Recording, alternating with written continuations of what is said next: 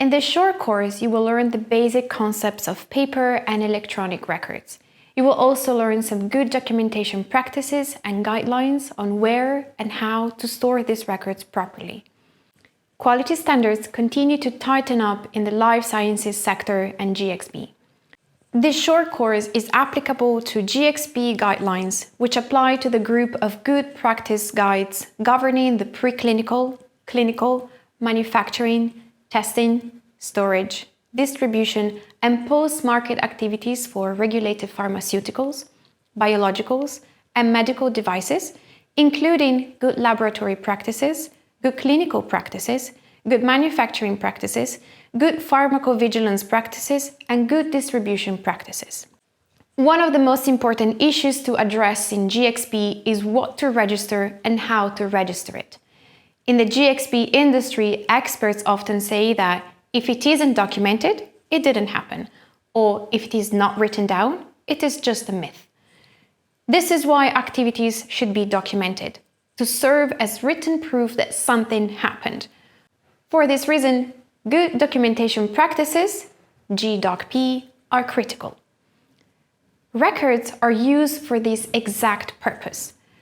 Let's start with the meaning of a record. A record is a type of documentation used to manage and record compliance evidence. It is a completed document that offers proof of various actions to demonstrate compliance with the applicable instructions and requirements. A record shows that an effective quality management system operation is followed. Information on when, where, why, and how to complete tasks, and by whom, are recorded. Records include the raw data used to generate other records, along with reports, protocols, and procedures related to manufacturing, quality control, and analytical data. Note that electronic records and electronic signatures maintained for regulatory purposes are as valid as paper records and handwritten signatures. The following list offers some examples of records.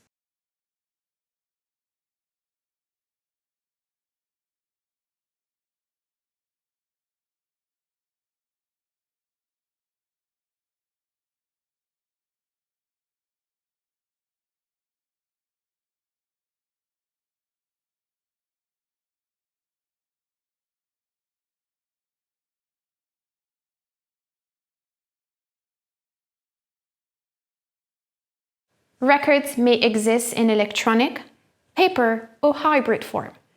How do these types of records differ?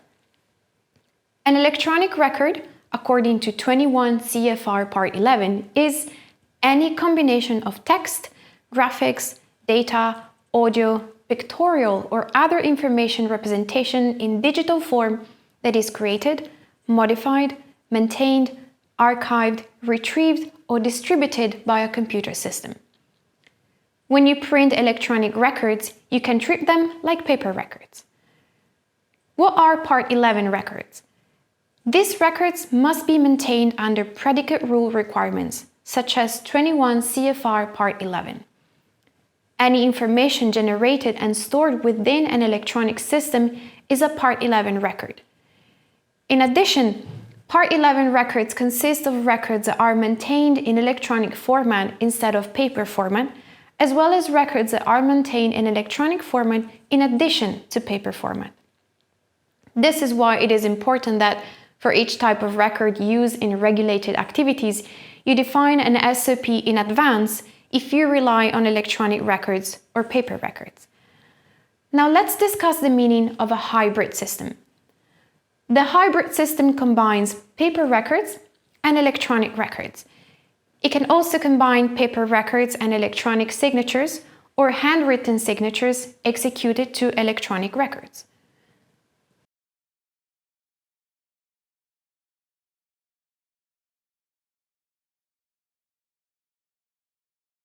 What are good documentation practices? What is GDocP used for? GDocP is a set of best practices for documentation and record keeping in regulated industries. These practices are used to preserve the data integrity of critical documents and records.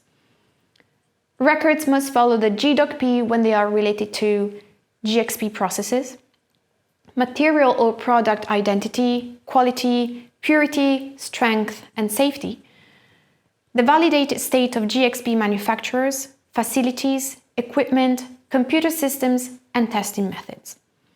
The following practices can be used as guidelines for recording information and properly storing manual or electronic data. Handwritten entries should be clear, concise, accurate, legible, and indelible. Records should be recorded at the time each action is performed. Backdating and postdating are not allowed. Records should be completed such that all significant activities are traceable. Data entries should be traceable to the person who made the entry. This means that all entries must be signed. Controls should be in place to protect the integrity of the records. The use of white correction fluid to correct an error is not acceptable. Any correction made to the original entry on a document should be signed and dated or captured in an electronic audit trail. An audit trail is a secure, computer-generated and time-stamped electronic record that allows for the reconstruction of the course of events relating to the creation, modification, or deletion of an electronic record. Any alteration of a record should preserve the readability of the original information. A good practice is to record the reason or explanation of the alteration when it is not obvious. Uncommon abbreviations and acronyms should be defined in an SOP for reference. With regards to paper documents where ink may fade over time, a copy can be used to verify the accuracy of the content, initialed and dated. And what about the issuance of notebooks, data sheets, and worksheets? Their edition should be traceable. What's more, all pages should be paginated using the following standard X of Y to indicate the total number of pages in the document. If there are attachments that support the main documents, these too should be paginated with references to the parent document. The retention of records must enable an accurate, accessible retrieval process throughout the record retention period.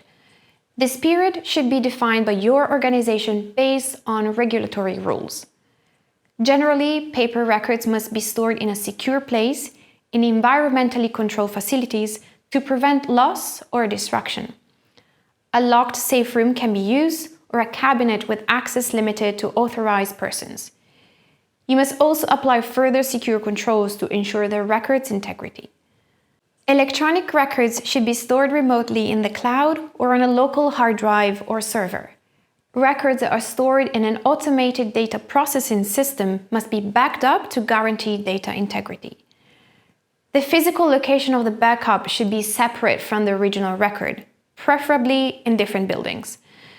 This is designed to enable business continuity in the event of record loss, corruption, or a breach. The backup and restoring process of backup copies should be validated, but this is content for another course. There are several steps in the record management lifecycle process: acquiring and collecting, processing, reviewing, reporting, storage, and retrieval. These steps have several associated data integrity risks that need to be mitigated and controlled to comply with data integrity principles from acquisition to final storage and retrieval. Let's review each step one at a time. Data collection and recording. What is data? Data consists of all original records and true copies of original records. It includes the source data and metadata, as well as all subsequent transformations and reports, which are generated or recorded at the time of the GXP activity. Data can be recorded manually by reflecting an observation, result, or other data on paper, or electronically by using equipment and instruments, including those linked to computerized systems. All data collected and recorded should be performed in line with good data and record management practices. You should apply risk-based controls to protect and ensure the integrity of critical data. For example, data entries such as the sample identification of laboratory tests should be verified by a second person, whether they are entered manually or by technical means such as barcoding. Data processing. Once data is recorded, processing should take place in an objective manner, free from biases. The acquisition and processing methods should ensure all data follow ALCOA plus principles. For example, chromatographic data obtained in quality control should be processed automatically by the chromatographic data management system using validated protocols and processes with default integration parameters. After the automatic process is completed, a revision is performed. If any change is needed, for example, reintegration, the change should be documented and include the who, what, when, and why. Data review, reporting, and use.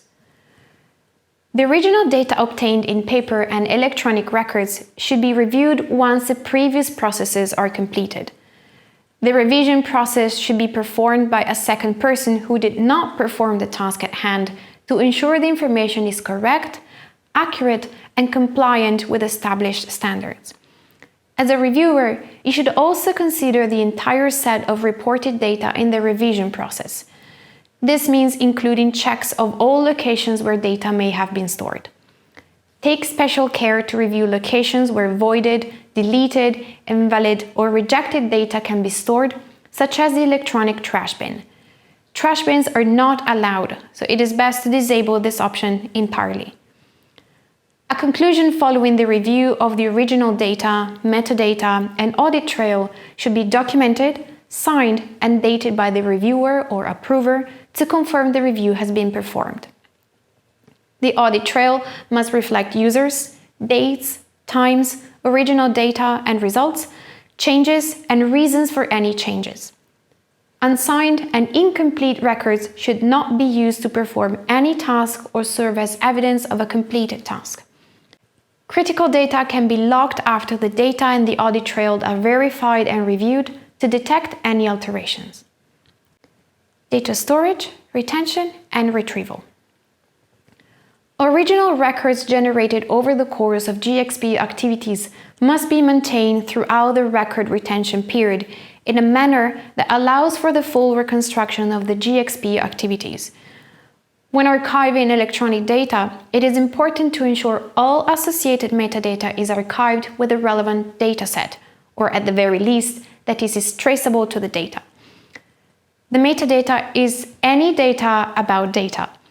It provides the contextual information required to understand the data in question. For example, this may include the time or date stamp of an activity, the instrument ID, processing parameters, audit trails, etc. Take special care to ensure the longevity of the media and the environment in which they're stored. For example, CDs and DVDs may become unreadable over time as a result of deterioration. I recommend using cloud-hosted data management. It is just as secure, if not more secure, than on-site data servers. Another significant advantage of a cloud-based software solution is accessibility. Accessibility is guaranteed for remote teams, collaboration, and location freedom when using the cloud. Regarding the retrieval process, quality records should be stored systematically for easy identification and retrieval. Records should remain readable at all times and under any circumstances during the retention period. This may require a substantial effort if the quality records are in physical format. In certain cases, an archivist may need to delegate specific archiving tasks. For example, the management of electronic data for specific IT personnel. The responsibility of the archivist and the staff to whom the archival tasks are delegated include, for both paper-based and electronic data, controlling access to the archive. The storage and retrieval of records should be facilitated by an indexing system and by ensuring the movement of records into and out of the archives is properly controlled and documented. Distraction. Procedures for the destruction of data should be based on data criticality and where the applicable legislative retention requirements are located.